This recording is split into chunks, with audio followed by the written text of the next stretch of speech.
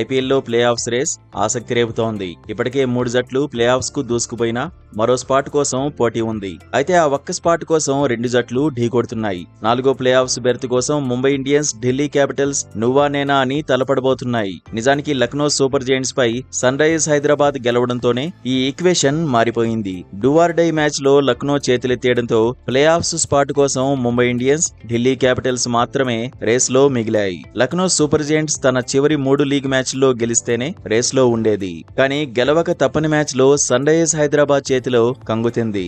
భారీ స్కోర్ చేసినప్పటికీ డిఫెండ్ చేసుకోలేకపోయింది.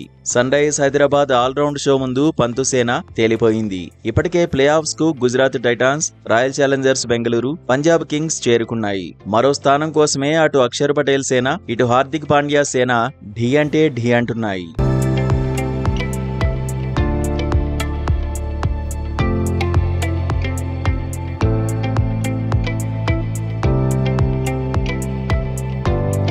ప్రస్తుతం పాయింట్ల పట్టికలో ముంబై ఇండియన్స్ 4గో స్థానంలో ఉంది. ఇప్పటివరకు ఎంఐ 12 మ్యాచ్లు ఆడింది, 14 పాయింట్లు సాధించింది.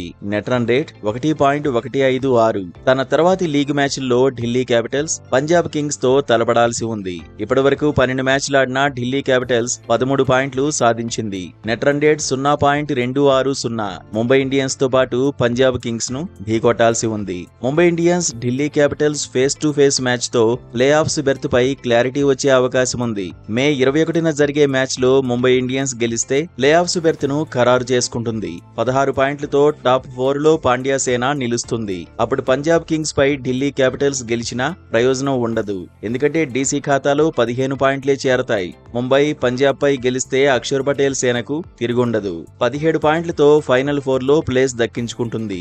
చివరి 2 మ్యాచ్ల్లో ఏ ఒక్కటి ఓడినా ప్లే ఆఫ్స్ బెర్త్ పై ఢిల్లీ క్యాపిటల్స్ ఆశలు వదులుకోవాల్సిందే. మొత్తానికి వారం రోజుల్లో ప్లే ఆఫ్స్ పై పూర్తి క్లారిటీ రాబోతోంది. టాప్ 2 లో నిలిచే జట్లేవో కూడా తేలిపోతుంది.